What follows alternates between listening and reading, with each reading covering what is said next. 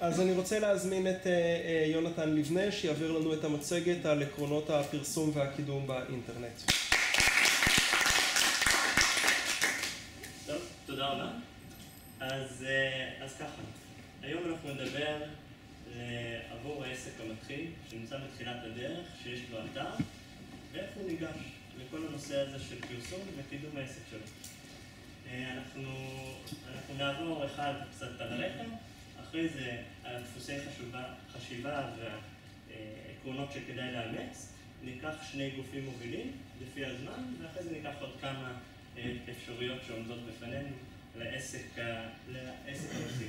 אז ככה, קצת רקע, מי שקצת חווה את זה והתחיל את העניינים, הוא הראה שהוא מוצף בהרבה מאוד אפשרויות ויכולות לקידום ופרסום באינטרנט.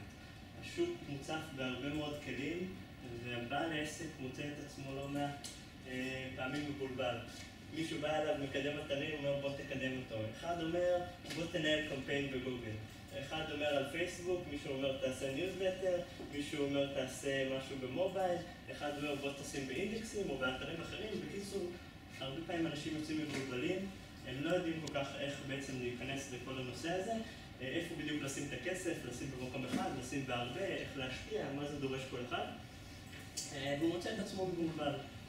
עכשיו, אני לא מתיימר בתוך 5 דקות לתת לכם באמת את כל המידע וכל מה שאתם צריכים לדעת כדי להתכוונן לזה, אבל במה שנספיק ניגע בכמה מהעקרונות שיעזרו לבן אדם לבוא בצורה מושכלת לתוך התהליך. אז זה המטרה של הכיוון כאן. אז ככה, קודם כל צריך להבין שבין כל כלי יש חוקי משחק אחרים. יש הבדל אם אתה מפרסם בפייסבוק ויש הבדל אם אתה מפרסם בגוגל. יש הבדל אם אתה מפרסם בגוגל אורגני, שעוד מעט נגיע לזה, לגוגל מאומן, שנדבר. כל אחד יש לו את ההתנהגויות שלו, האופי שלו, הסגנון שלו, וכשאתם ניגשים לזה אתם צריכים לדעת. צריך לקחת את הזמן ולהבין מה כל אחד אומר. צריך להבין מה זה כל כלי, ומרגע שאתם למדתם אפשר קצת להיכנס למים ולעשות קצת ניסוי. תהיה להיכנס לתוך זה וקצת להבין את זה.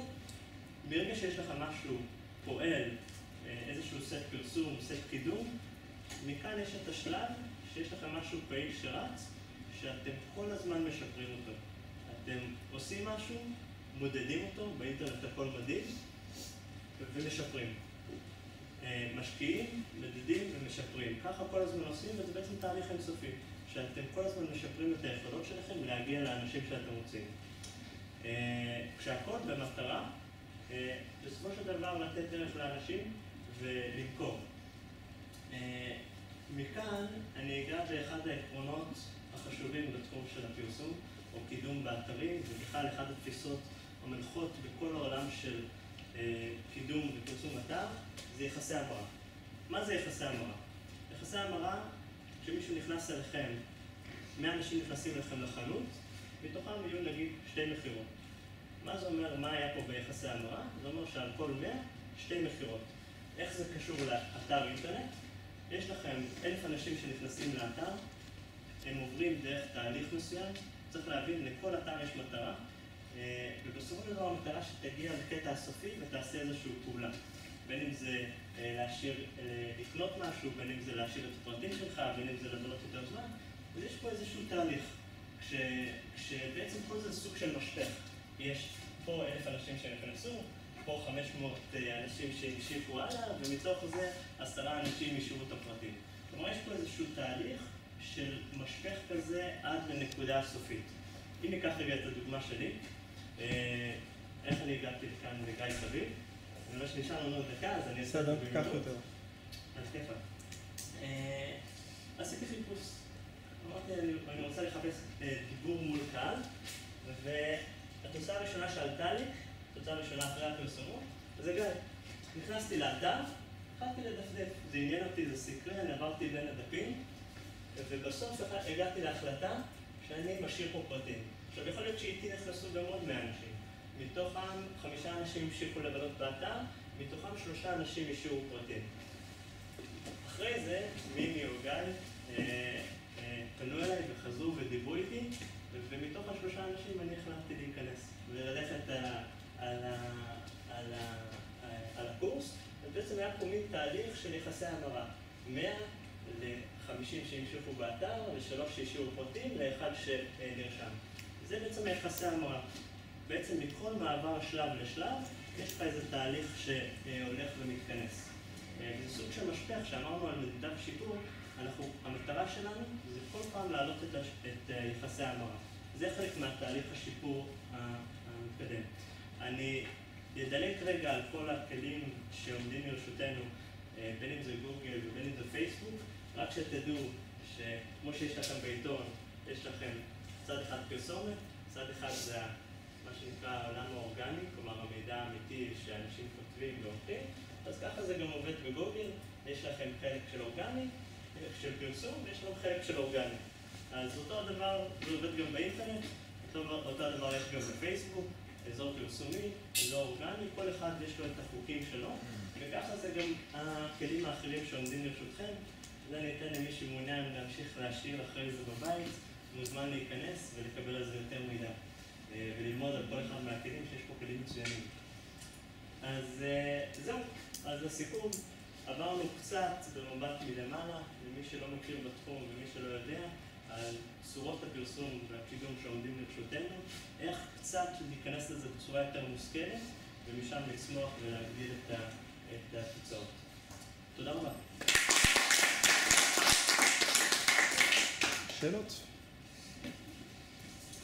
אני רק לא, בדוגמה של גיא, דיברת על יחסי המרה, אני רק טעיתי ככה, אתה יודע, אחרי שנכנסת, עברת את הקורס, כמה בחץ הנוסף שצריך להיות שם, כמה לקוחות ממליצים יגיעו ויברחו? אז שאלת שאלה מצוינת. למה שאלה מצוינת? כי אני עצרתי בנקודה האחרונה שאני עשיתי קורס, אבל בעצם זה תהליך המשכי. יכול להיות שמכאן אני אעשה עוד קורסים, יכול להיות שאני אזמין חברים. כלומר, אחד הכלים שעומדים לרשות גיא, זה כל אחד מהעסקים שלנו. זה בעצם כל הזמן להמשיך את התהליך ולהמשיך את היחסי המרה האלה. אז זה חלק. אז כמה לא הבנתי? אז זה לא לתת לו, אוקיי? צריך גם ללמוד. רציתי לשאול, מה התפקיד של פייבר בתהליך הקידום? פייבר זה... ספק שירותים, לא? פייבר זה כלי מצוין, סליחה? פייבר זה כלי יוצא מן הכלל יצירתי של הרבה מאוד אנשים שמציעים איזשהו משהו ב$5. אתם באים, אתם רואים כל מיני אנשים שעושים לכם וידאו, עושים לכם איזה קטע אנימציה, עושים קול, עושים משהו עם גיטרה, עושים משהו שיכול... איזו טכניקה שיווקית מדליקה שאולי יכולה להיות לכם טובה לעסק. בדרך כלל זה בסביבת הווב והמובייל, ועולה לכם $5, אתם יכולים לנסות, לקחת משם משהו ולהשתמש בזה לעסק שלכם. אז יש שם כל מיני דברים כאלה מצחיקים, מדליקים כאלה שיכולים לעזור לקידום והשיווק. יש לי עוד שאלה. כן, בבקשה. לא יודע אם זה 100% קשור לזה, אבל בגוגל אני יודע שכל פעם אנשים עושים את השיווק בשביל שהם יעלו ראשונים. כן. זה משהו שגוגל מאפשרת את זה? מבחינתי זה הורס את החיבור, לא מדבר על ממומן. על הקידום האורגני. כן, זה לא משהו שהורס מבחינתי את החיפוש, כאילו גוגל מאפשרת את זה? יפה, אז... בגלל איגוד אינטרסים בעצם, מה שאתה אומר. יש משחק של חתול ועכבר. אנשים מנסים לפצח את הצופן של גוגל, וגוגל מנסה כל הזמן להתנגד לזה. בדרך כלל בהצלחה רבה, והיא עושה את זה בצורה מצוינת. כי היא בעצם לא רוצה שאנשים ידעו את השיטה, כי אז בעצם זה פועל נגד טובת כולנו, שנוכל לראות בדיוק מה שמעניין אותנו. אז השיטה הנכונה להתמודד עם הסוגיה הזאת, זה לא איך ללכת נגד גוגל לפצח אותה, אלא זה כמו, הייתי אומר, ריקוד תנגול.